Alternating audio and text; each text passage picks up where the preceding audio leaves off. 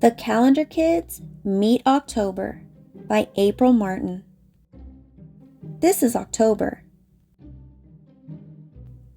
October loves the cool fall days and the pretty colors of the leaves in his yard. He loves the pumpkins they pick each year and the jack-o'-lanterns they make with them too. October loves going on fall camping trips with his family. They hike, watch football games, get lost in the corn maze, and look for the biggest pumpkin at the pumpkin patch.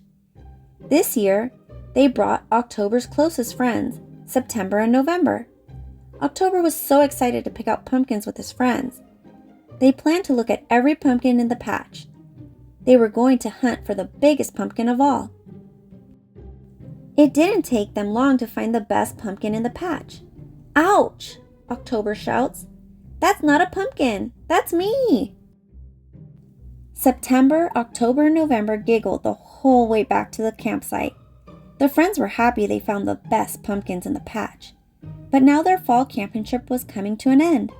On Monday, they would start another week at school. "Do you think you can make it past the spooky house on the way to school?" November asks. "I bet it has even more scary decorations up now." "Oh no," October sighs. "I bet you're right, but I guess I will just try to be brave." What October doesn't like are the really spooky things all around town.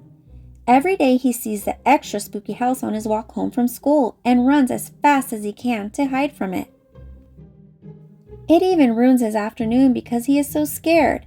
He wants to play with his friends, but first he has to come out from under the covers. Then he has to grab a scarf to hide from the spooky house. He tries to be brave.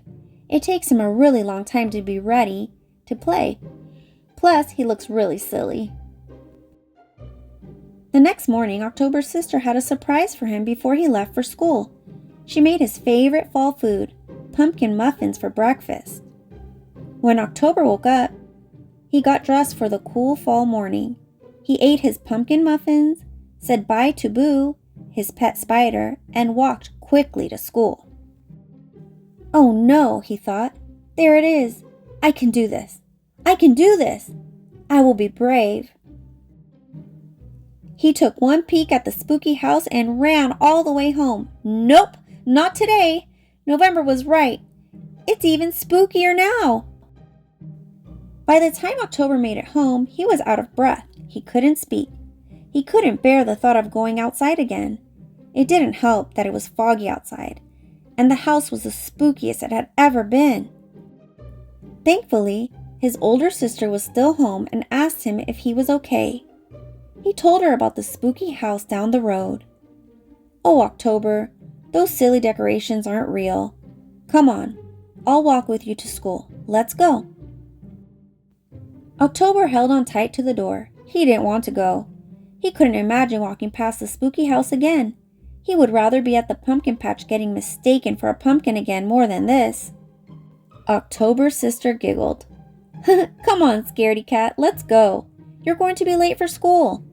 On the way out the door, he grabbed his pet spider Boo to join him on the walk too. The fog was going away as they walked to school, and October wasn't as scared as he thought he would be. "I like feeling brave," October thought. It helped being around his sister and a friend. In science class that day, his teacher, Miss Seasons, taught the class all about bats and owls. And because he brought Boo to school with him, they had a show and tell to learn about spiders too. He even learned why the leaves were starting to fall off the trees at the playground and what kind of critters can be found in a leaf pile. It was a really fun day of learning. All of a sudden, October heard a bunch of screaming. "Ah! Spider!"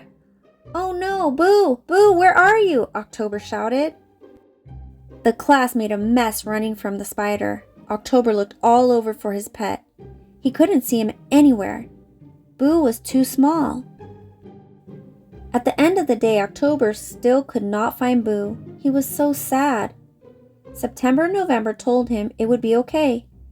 "You will find him soon. Don't worry, friend."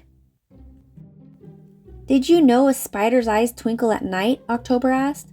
"I read about it in a book today. Wait, that gives me an idea." On the way home, September, October, and November made a plan to find Boo. The sun would be settling soon. They would grab flashlights and start looking for him at night.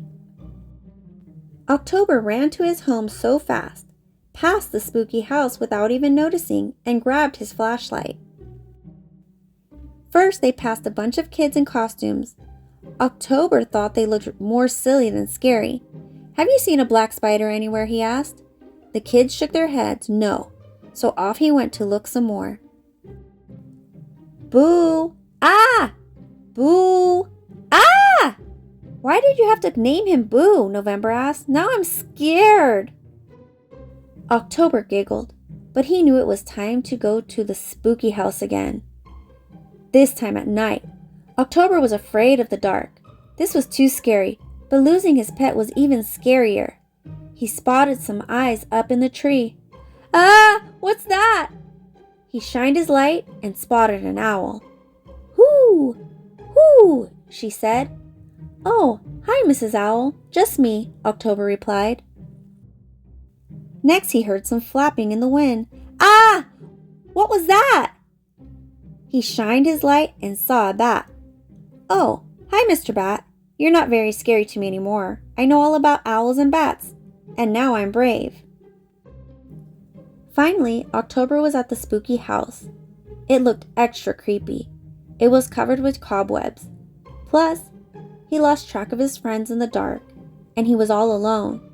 October decided it was time to be as brave as he could be. Gulp. So he flashed his light at the house. One by one, he spotted little bits of glitter. He peeked in for a closer look and spotted a set of spider eyes. But it wasn't Boo. He shined his light high and found another set of glittery eyes. Boo, there you are. What are you doing here in this big web? He asked. Suddenly, his worst fear came true. The front door creaked open. Slowly, Mr. Cal Ender, the principal from school, peeked his head out. Hi, October. I found Boo in the halls after school and thought I would keep him safe in our web decoration. He seems to like it here. Ah! October was feeling brave until he was spooked once again.